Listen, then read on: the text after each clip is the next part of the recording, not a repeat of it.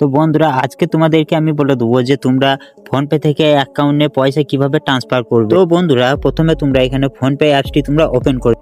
তো ফোনপে অ্যাপসটি বন্ধুরা তোমরা ওপেন করে নেওয়ার পর লেখা রয়েছে to bank and self account. তো তোমরা এইখানে ক্লিক করে দেবে। এখানে লেখা রয়েছে two account number and IFC code. তো তোমরা এইখানে ক্লিক করবে। অ্যাড ব্যাংক বলে যে একটি অপশন রয়েছে, তো তোমরা এই অ্যাড ব্যাংকে তোমরা ক্লিক করে দেবে। তো ক্লিক করে দেওয়ার পর বন্ধুরা তোমরা এখানে সার্চ করে নেবে যে কোন অ্যাকাউন্টে তোমরা পয়সা ট্রান্সফার করতে চাইছো। তো বন্ধুরা আমি এয়ারটেল পেমেন্ট ব্যাংকে পয়সা ট্রান্সফার করতে চাই, তো আমি এখানে এয়ারটেল পেমেন্ট ব্যাংকটি এখানে চয়েস।